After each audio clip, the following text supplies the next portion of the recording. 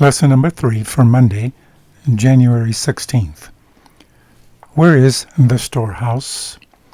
Malachi 3:10 says, "Bring you all the tithes into the storehouse, that there may be meat in my house, and prove me now herewith, saith the Lord of hosts, if I will not open you the windows of heaven, and pour you out a blessing, that there shall not be room enough to receive it."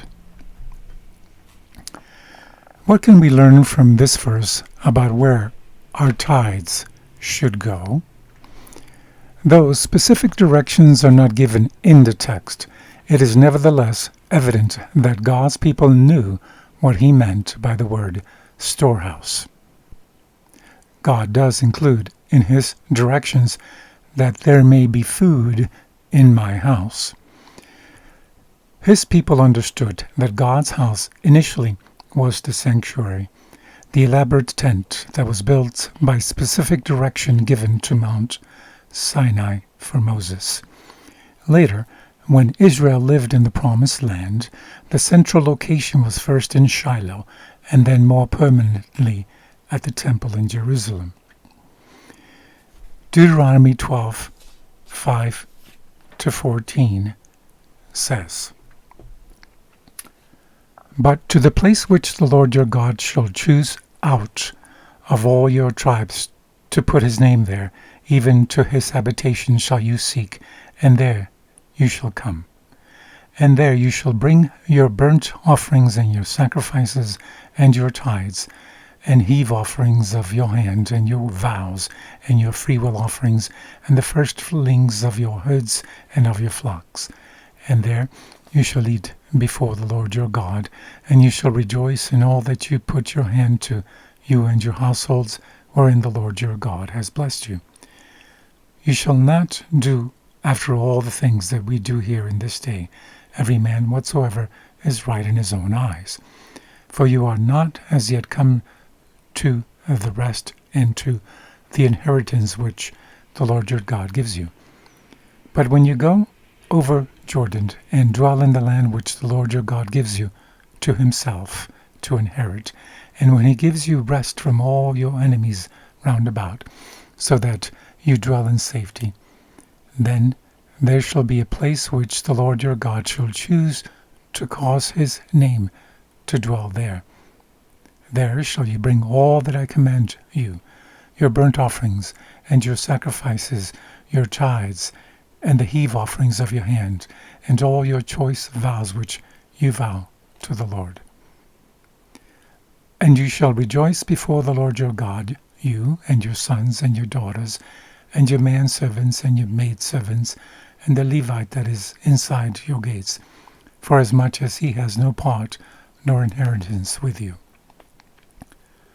Take heed to yourself that you offer not your burnt offerings in every place that you see, but in the place which the Lord shall choose in one of your tribes, there you shall offer your burnt offerings, and there you shall do all that I command."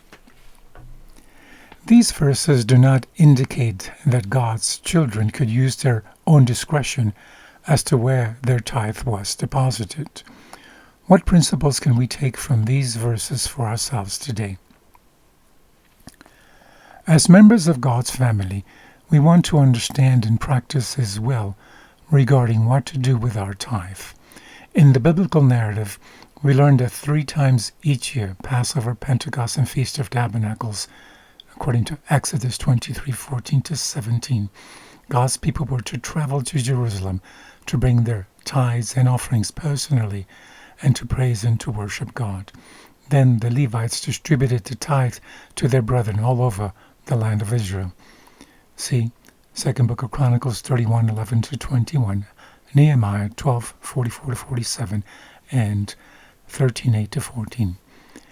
In harmony with this biblical central storehouse principle, the Seventh-day Adventist Church has designated the local conferences, missions, and unions of churches as storehouses on behalf of the world church, and from which the ministry is paid.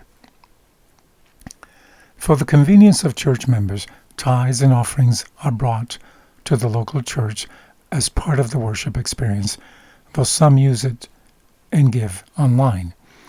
The local treasurers then forward the tithe to the conference storehouse, and this system of tithe management, outlined and ordained by God, has enabled the Seventh-day Adventist Church to have a worldwide and growing impact in the world.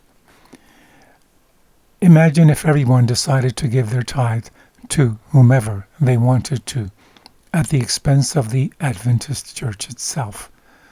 What would happen to our church? Why is that practice then such a bad idea and contrary to the Scriptures? From Testimonies for the Church, Volume 9, page 52. Instead, from Counsels on Stewardship, pages 80 to 82, it says, "This matter of giving is not left to impulse. God has given us definite instruction in regard to it. He has specified tithes and offerings as the measure of our obligation, and He desires us to give regularly and systematically. Let each regularly examine his income, which is all a blessing from God, and set apart the tithe as a separate fund to be sacredly the Lord's. This fund should not in any case be devoted to any other use. It is to be devoted solely to support the ministry of the gospel.